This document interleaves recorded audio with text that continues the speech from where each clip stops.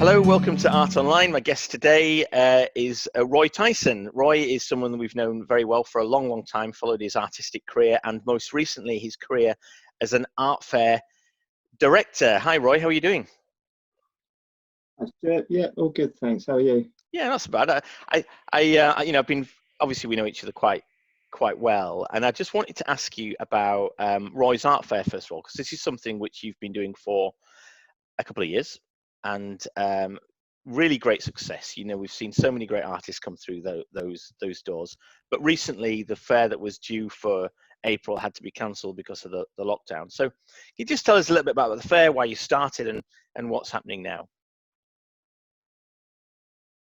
Yeah, so the fair started in 2017.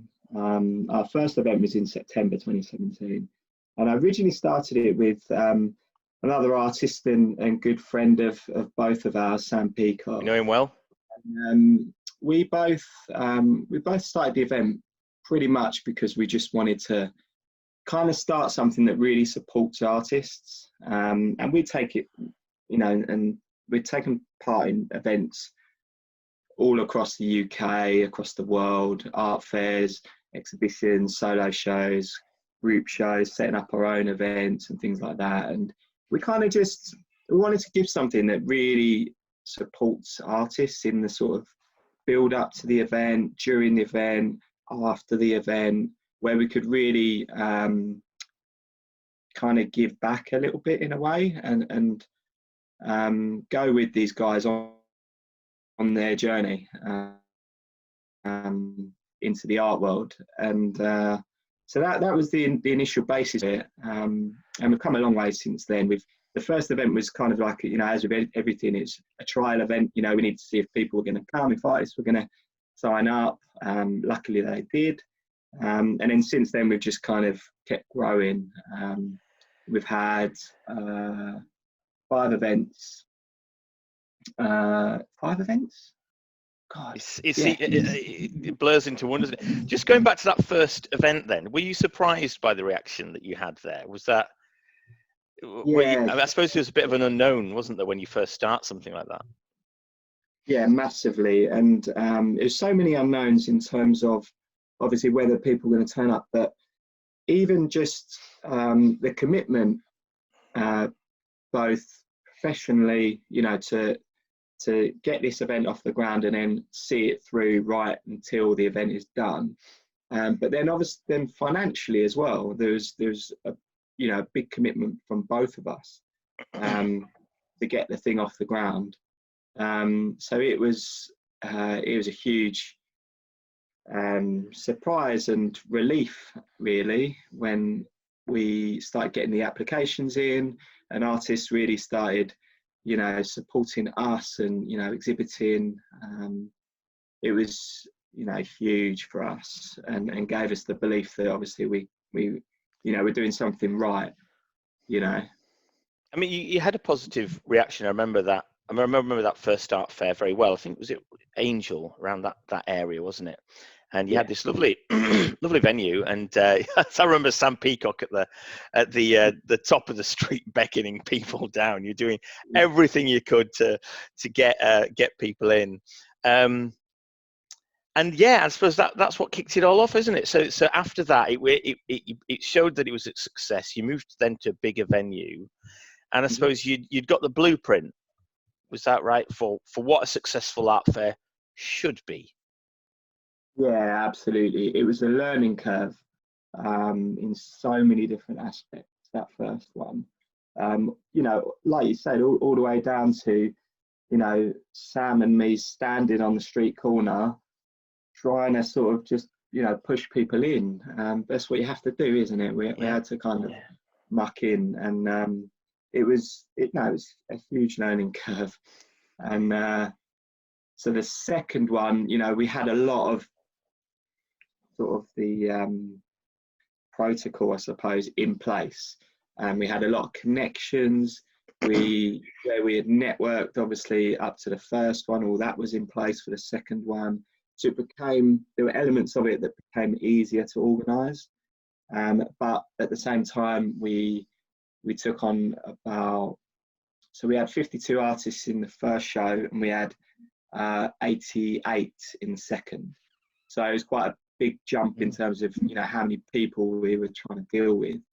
And then on top of that, the venue was about, I think it's about 3 times the size of the first one. So Yeah.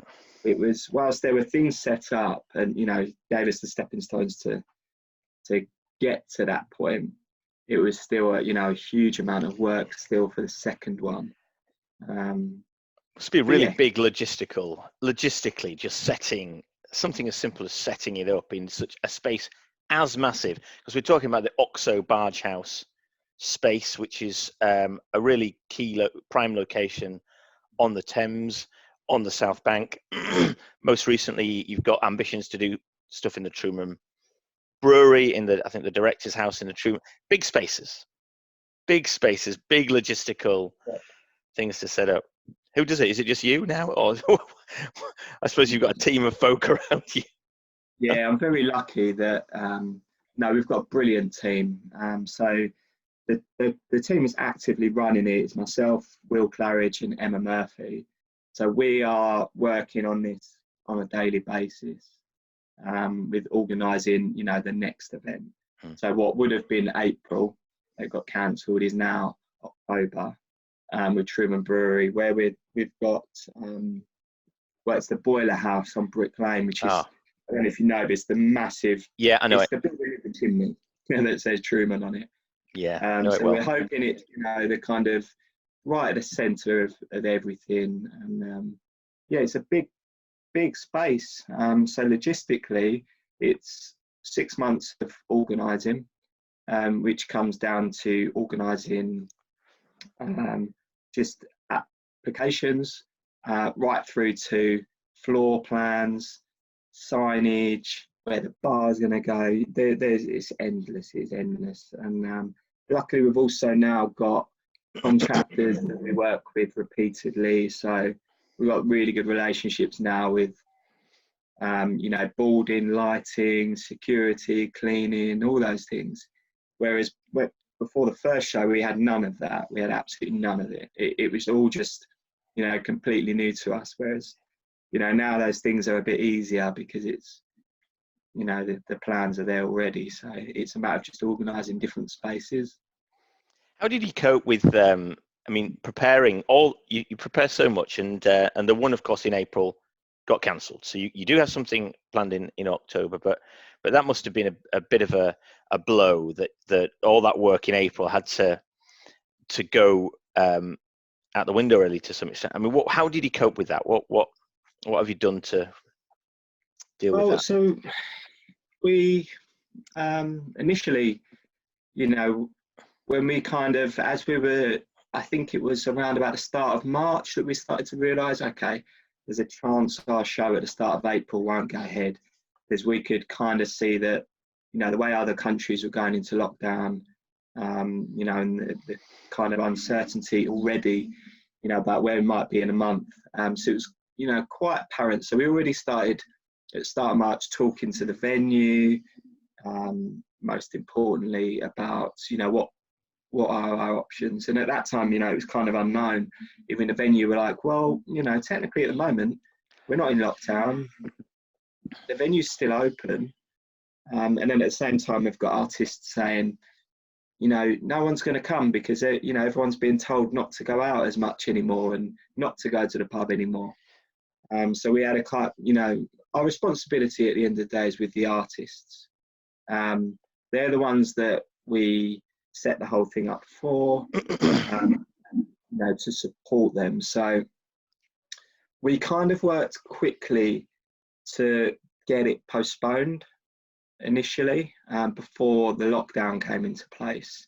So it was, you know, it was absolutely, in a terms of an organizer sense, it was the worst thing we could do, because we've just spent 6 months organizing, working every day on it, 6 months promoting it. You know, you may as well, if you'd said to someone, do you want to promote an event that's not going to happen, you know, no one would do that, would they? No. So it was, you know, by far the best thing for the fair, but it was the best thing you know, we could just see what was going to happen. So we quickly sort of worked out postponing it.